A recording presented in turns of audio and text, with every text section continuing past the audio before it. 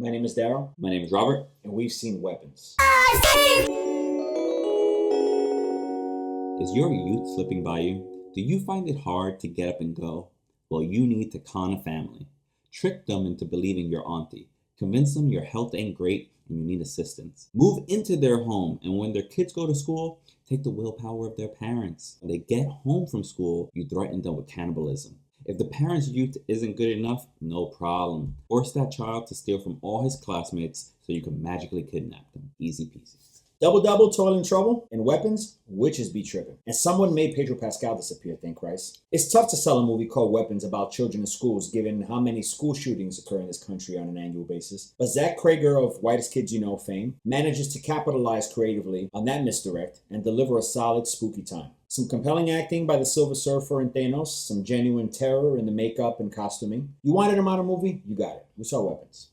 I liked it. One of the basic premises, and obviously spoiler alert, we'll get into more of the plot later, is that a witch comes into town, fucks shit up, using a pretty specific method of magic where she controls a person, kind of like a voodoo situation, right? Yeah, that's what it seems like. To do whatever she wants. And they do some pretty gnarly shit in this movie to exploit that power. The obvious question is, in a world where you were okay ethically with doing this kind of thing for whatever reason, maybe you're in her situation, what kind of things would you be getting into? Who would you potentially manipulate? It's a tough one to think about, right?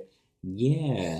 Because I don't know if I'm going to go her direction. Because, spoiler alert, she's dying. Mm-hmm. So, like, her whole thing is, like, she's trying to make herself live as long as she can by doing these horrendous basic things. Witch, yeah, basic and witch. it's not really said, like, I'm assuming, but, like, she's, like, draining their youth. Or like draining something out of them once they're it's like a in basic witch flying ointment. Like they'll use like babies or whatever. Yeah.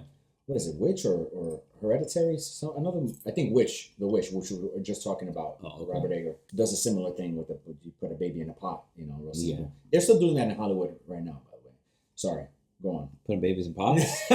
No, I guess just using the foreskin to put into their face and be young. Shouts out Sandra Bullock. Damn, don't throwing shade left and right off the gate. Yeah. What This movie made you angry. You give us a podcast, it's the kind of shit we into. It did make me a little angry in some, but in good anger, you know? Well, the thing is, it's a lot of work. Yeah. Because you need something of like you need a possession of somebody's, like something they own to get the magic to work in the first place. Right. They get real creative with what those things can be. So in the movie. Do I even want to go through all that? Right. Maybe not. But like, I don't know. You take a little strand of hair from somebody, but the thing is, like, people notice. I notice shit.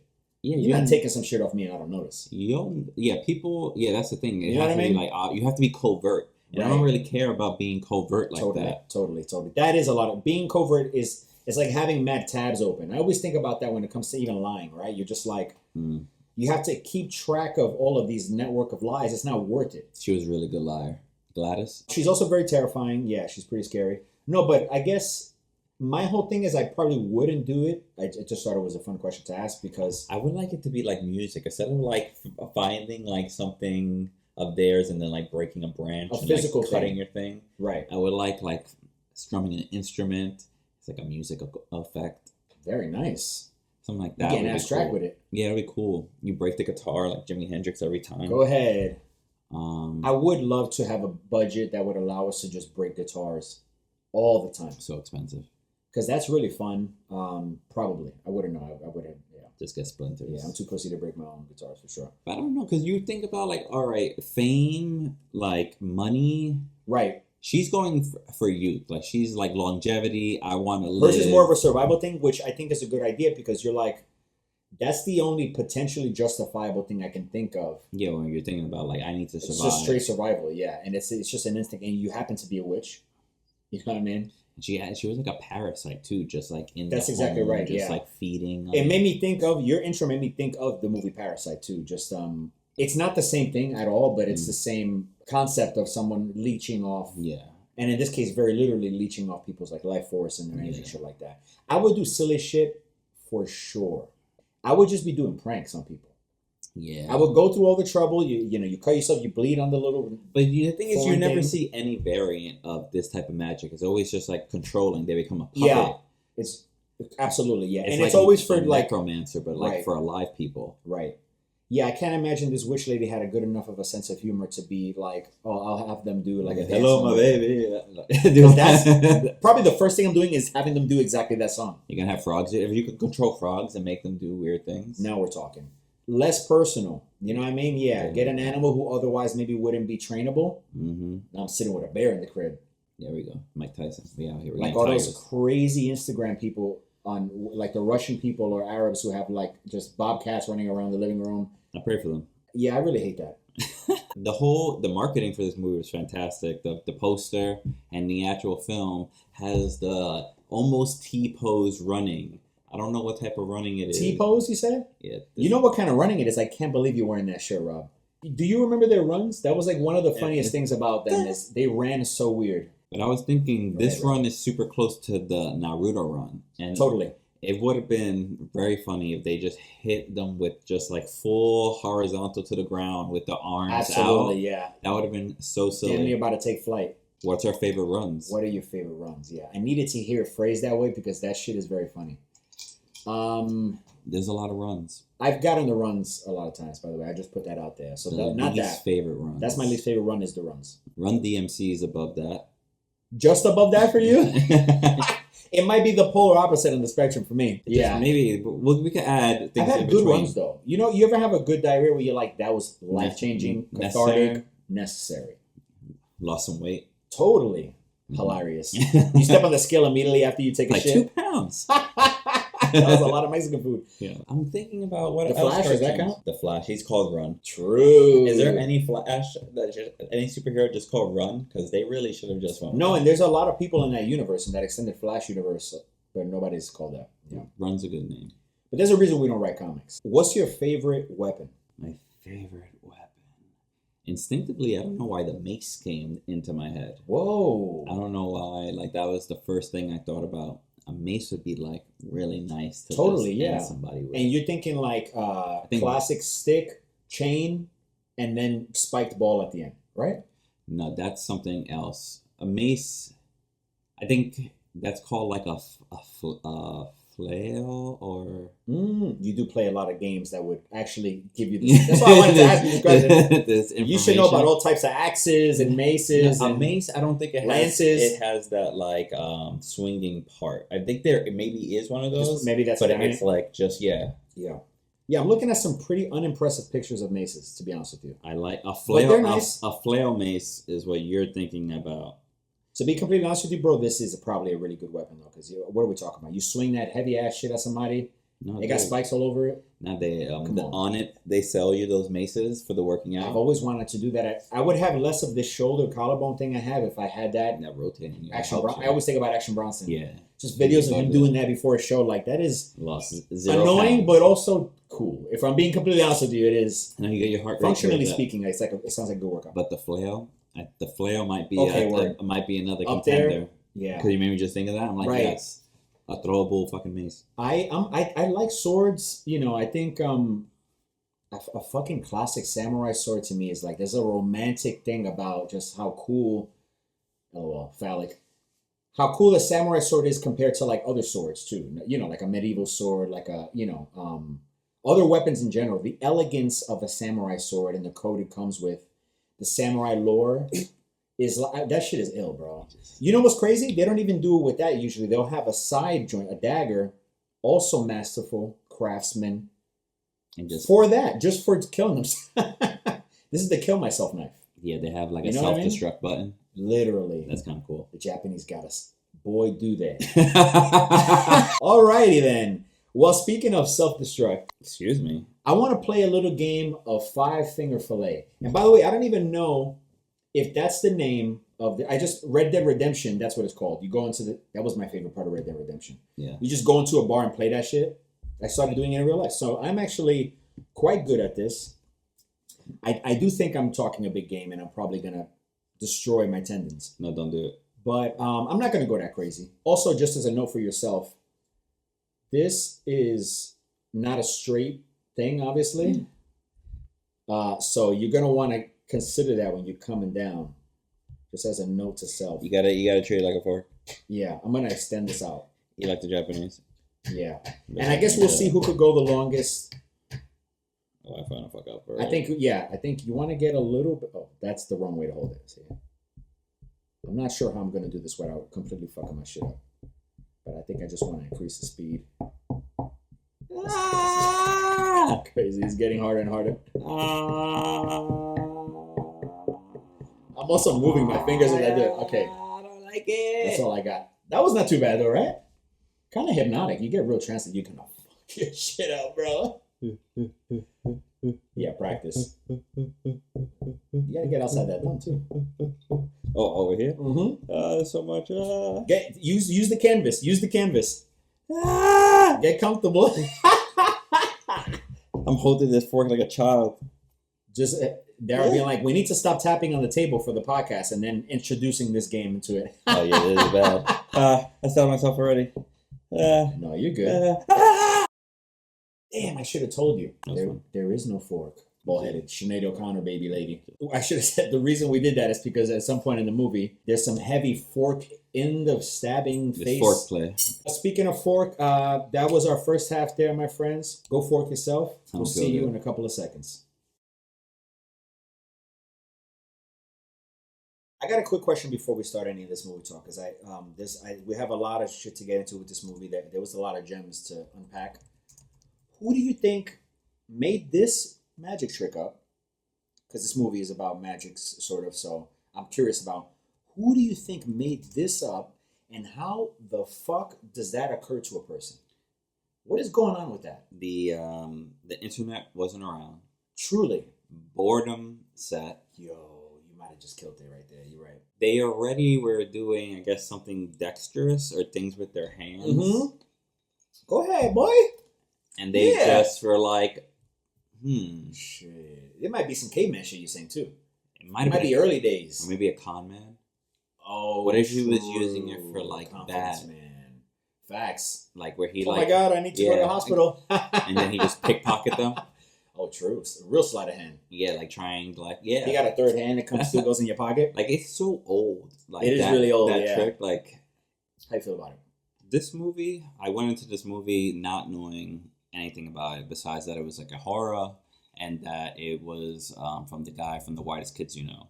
So I was just like, okay, cool. And then also Barbarian, which I saw and I thought was okay. We both saw at the time, yeah. Yeah, I thought it was okay. I wasn't like, it was real hyped up, and I was just like, oh, it's pretty good.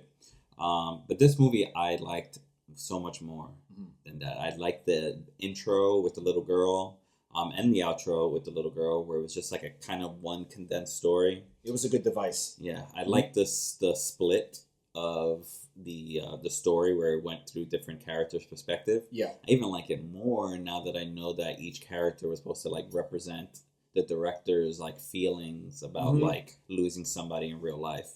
That makes me even like it more. Just real quick, yeah, the other homie, Trevor Moore from The Whitest Kids You Know, passed away a couple years ago. R.I.P. And I guess his grief led him to exploring the concept of grief in a very different way. Yeah, for sure.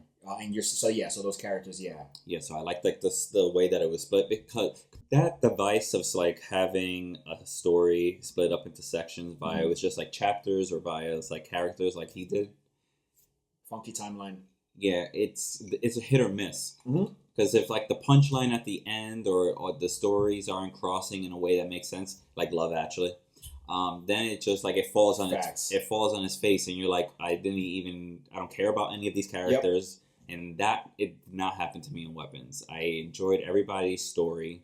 I felt like they all made sense and were actually going to one place, and they ended up all going to one place.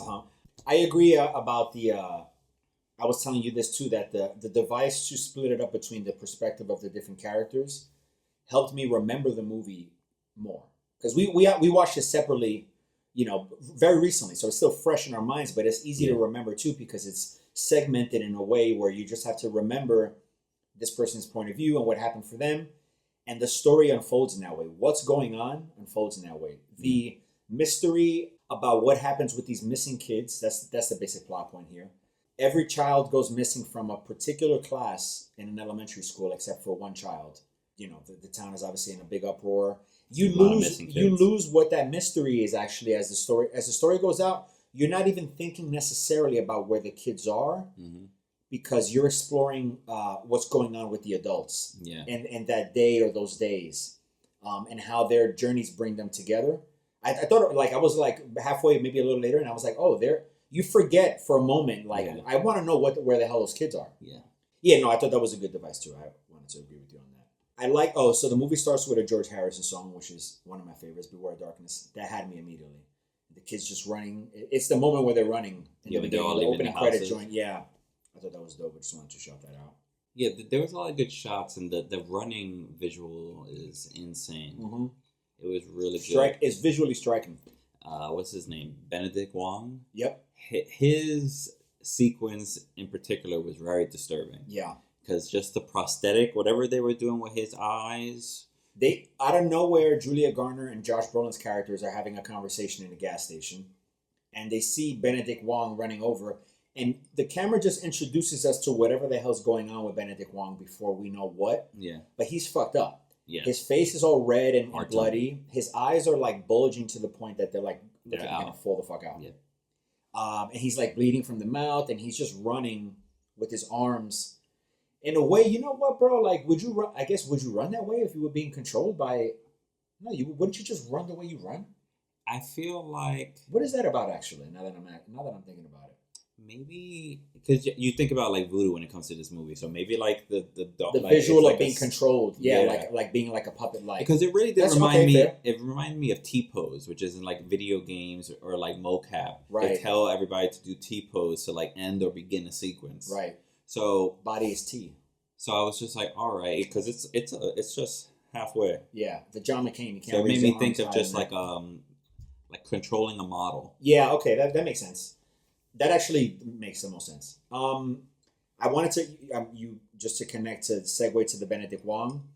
I like him. I think he's awesome. He's been in so many good things that I really like. He's great as Wong, by the way. His character was called Principal Marcus Miller. Principal Marcus Miller, who is a great character throughout the movie. I will say, I'm like, there's something weird about him in this movie that I'm not gelling with, and I was trying to think about what it was, and I think it is his accent. He's a British man. I actually do enjoy his British accent. It's very nice. Yeah. Whatever I saw him in last, he was using it naturally, and I feel like we need to. This is a very global country, like a very big mixing pot country. It would make perfect sense if a principal had a British accent in my brain. So he's already an Asian guy in probably like a mostly white school, if we're being completely honest, right? Yeah, those type of details, I feel like bother a lot of people, but they shouldn't bother. Like, this is make believe. Well, let me tell you why. It's not about accuracy. It's about the acting performance. I think, and I'm an asshole. I'm just an asshole who's just watching movies and talking shit. But I think his performance was potentially hindered because you have another step in your brain you got to do now. Yeah. You got to focus on the American accent. When really, like, why? Like, Yeah. just do your natural British accent. You'll be more natural in the delivery, and maybe that would have. And by the way, this is a small thing. I'm just saying. Look, I got to put some negative stuff down. The thing is that it could be distracting. I remember, That's how I felt, at least. there was a consistency thing that I didn't feel like, but I ended up seeing this movie with my girlfriend and her family, and something that they ended up sticking on was that they cut a piece of hair, and the hair ended up being way longer than like it should have been. Right. And it's like those like little details that shouldn't matter, but then they become distracting and get you away from like what's actually that's good happening. The one distinction I would say is that those kinds of things we all have for sure. What I'm describing is I think is a little more objectively potentially. You know what I'm saying? Like You're calling him a bad actor, and I don't know if we want that Marvel smoke. But that's the thing. I don't think he's a bad actor, so that's why I do think A it is bad the accent. accent thing because Bad accent. he's otherwise fantastic in this. By the way, his role is demanding as hell in this. His arc is fucking bananas. Yeah. So that takes a lot. So I'm just saying this is. And by the way, as the movie went on and the shit got darker, I thought way less about. I mean, I wasn't thinking about the accent then. This just occurred to me now. But I'm just saying, like those are the kinds of things that are almost a choice. Mm-hmm. That could have changed a lot of the movie. The hair thing wouldn't have made a hair of difference. If they I mean, it could have been worse, is the other thing. Yeah, it's true. It wouldn't have made any difference. I felt it was natural. You didn't notice until she brought it up, right? Mm-hmm. So that kind of thing it does come down to like, we all have those things that we kind of focus on, so we do notice in the movie or whatever. I did like the acting in this movie. I like Julia Garner, who I apologize, Julia Garner. In my private life, I forget your name all the time, and it's unfair. But do you remember her name, though? I forced myself. I looked at that shit enough.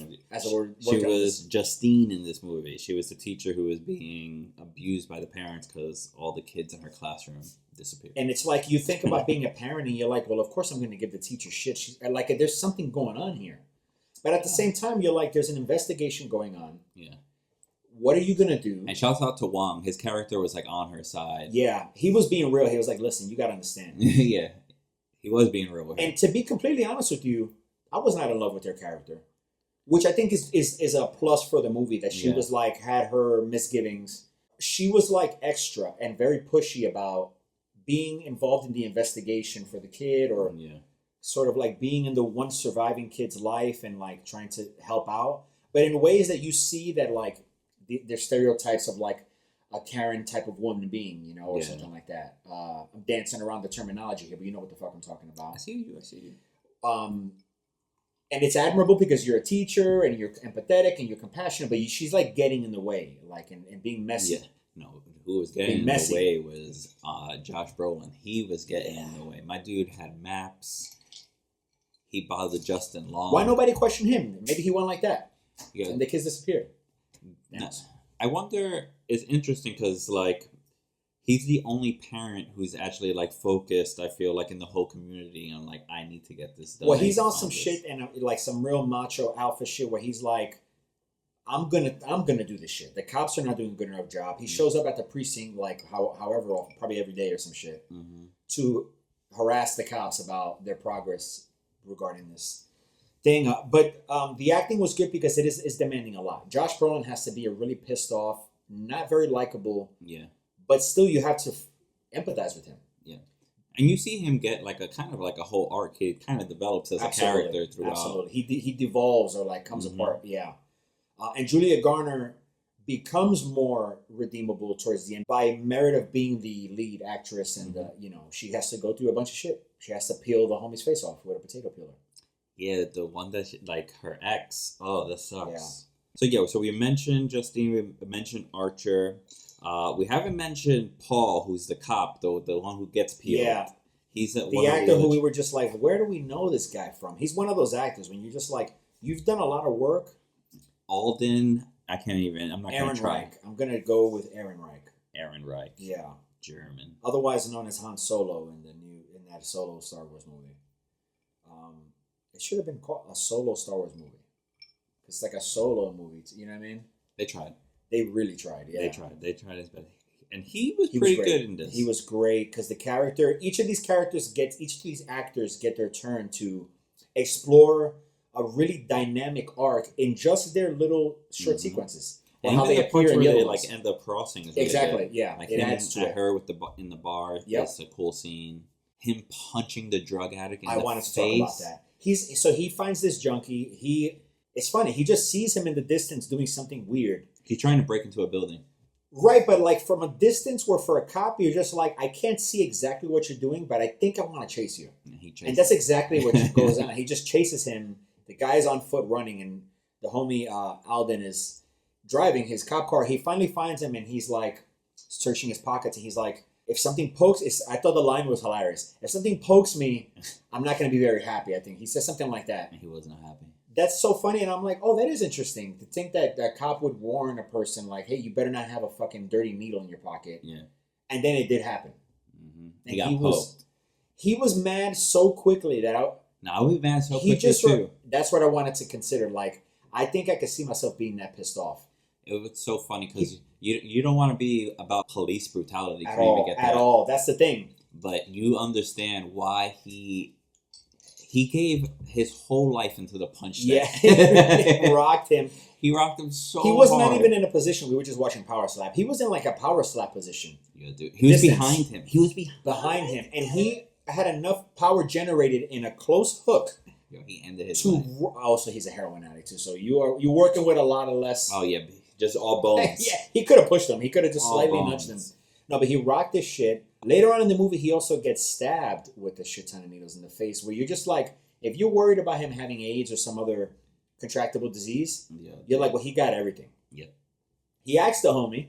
Said, do you have? I'm like, just ask him. In my head, I'm like, just ask him. And he asked. Just get it out of the way. And he's like, you don't have AIDS, do you? And he said, I don't... First of all, as soon as he paused, I'm just like, oh my fucking God. He's like, I haven't been tested. What a bummer, dude. He looked skeevy too. Yeah, he looked like a problem. He was one of my favorite characters in this movie because at a point where, I'll be completely honest with you, He tries to get that money. We'll get into exactly how it feels towards the end to sum it up, but at some point towards this point in the movie where James is introduced, or his story, it brings some comedy to it. It brings some real levity, and I thought it was great. Zach Cregger is, I mean, I think The Whitest Kids You Know is really funny. I got into it like during COVID with the lady who was just running through. They're so short and easy to get into, and I think it's actually really, really funny. And I felt like, damn, what a gem that I just slept on all these years. So Zach Cregger doing fun, introducing some element of funny into it. It feels very comfortable. Yeah. Small too. This is not, you can easily make a horror movie too silly, tip that scale a little bit. Yeah. And now you're like, okay, what are you doing? This was just enough where this character was naturally really funny. Yeah.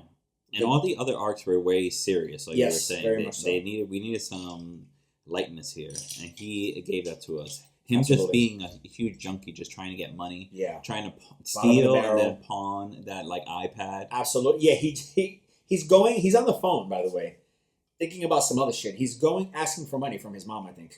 He's going through people's cars down the line, which is real scumbag shit, to see what doors are open. One's open. He grabs a little kid's book bag. Just runs. That has the iPad and the headphones in it. You know that mom is gonna beat that kid's ass for leaving that shit in there. Yo, dude. How many times I told you to bring that backpack out of the car? Yeah, that's not mom though. They should have locked that door. No, of course, but she's still gonna beat the kid. So now he's going down the sidewalk, taking shit out of the bag, throwing it haphazardly. Insane! It's so funny. He's just throwing shit. He tries to pawn it. It's cracked because it's a kid's iPad. Mm-hmm. Guy wants shout out to the homie Mo. Yeah, that was his cousin. Also named Mo, I believe, right? I have no idea. Good bet. It's a good bet. He got that SAG card. It's a good bet. He got that SAG card. And I thought his character was really funny because once shit starts going dark for him, you also like really feel for him because he's like this funny dude. He's a young guy. Yeah, he just sees the witch just in his tent. He's right. Like, oh. He actually stumbles upon for the first time in the movie. He solves where all the kids are. He finds the kids. And then there's a reward, so he tries to get the reward. He involves the cop. They both get got. They both get turned into weapons. And that was that's what the movie is called Weapons for, because that's where you also realize that these guys being used. People are weapons to this crazy witch lady. Shouts out to her, by the way, man. Amy Madigan. Nobody's ever said Amy that way. Amy Madigan was unnerving. No, in this movie. So much energy.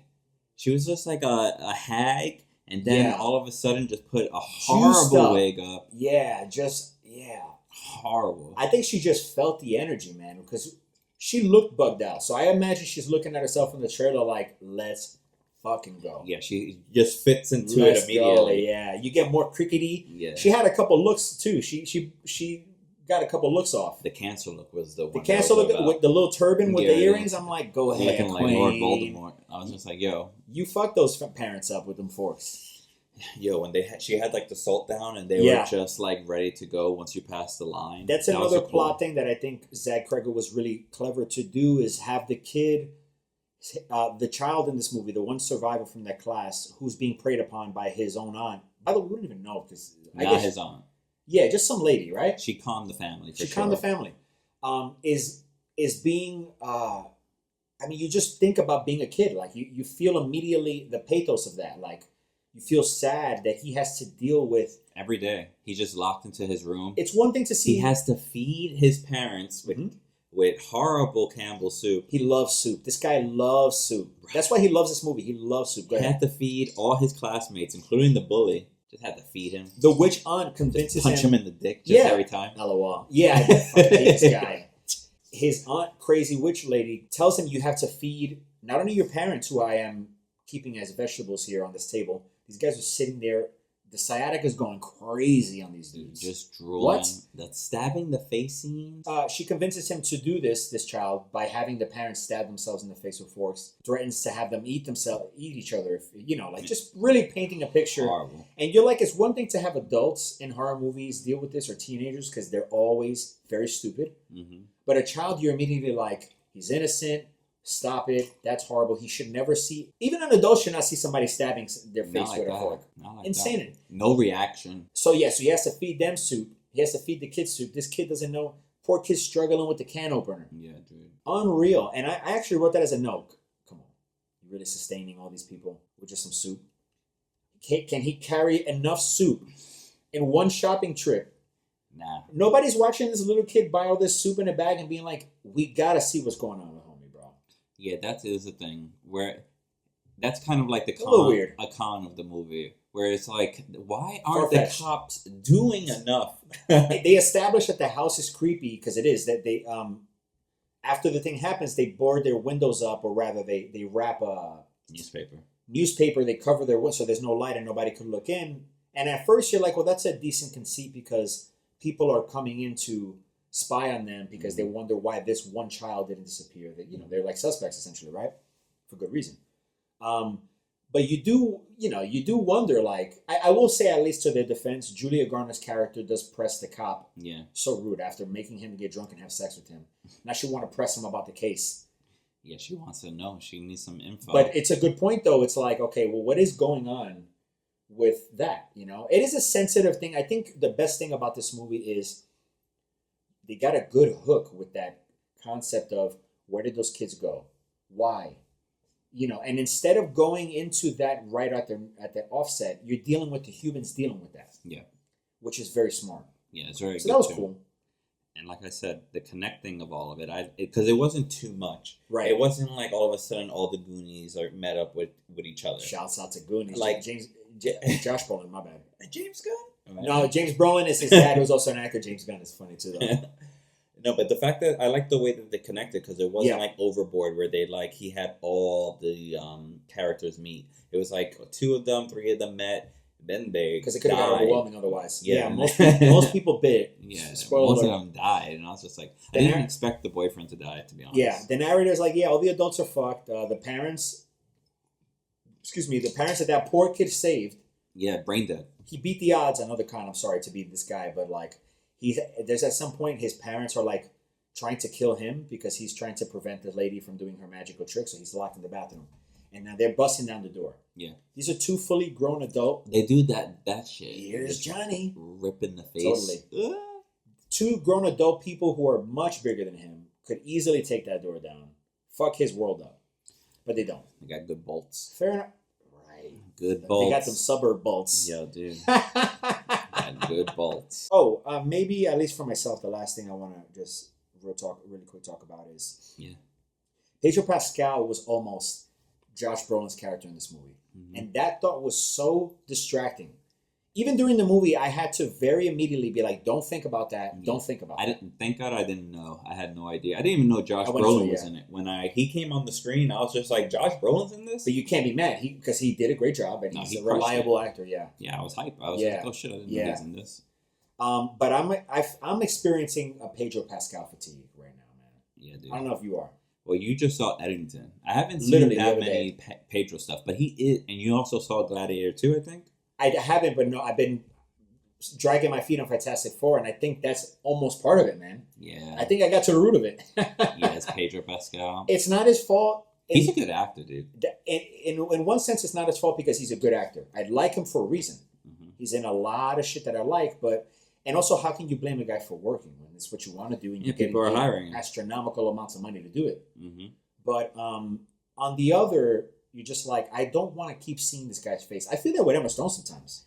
Emma Stone has been... I go back and forth. It's just that the movies that she ends up Eddington, for example, and all these Yorgos Lanthimos movies, or however you say his name, that she does, they're good-ass movies. So I'm like, I can't even be mad. Yeah. The Curse with Nathan Fielder was a great show. But, you just feel like... No, there's certain, like, you want to see new blood. Like, you know what I mean?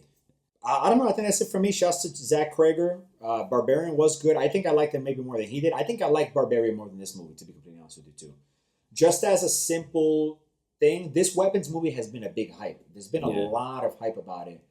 And that, for better or worse, for me, which I hate this, it informs sometimes how I think about a movie. That being said, I went into it completely open-minded, wanting to have a good time. You go to a movie theater, you want to have a good time. We haven't done any really modern stuff where we went to the movies and came back with it, so I thought it was a good idea to do that, and we both did. This is right up our... Yeah, and I'm happy I did. I'm happy I did. Numbers?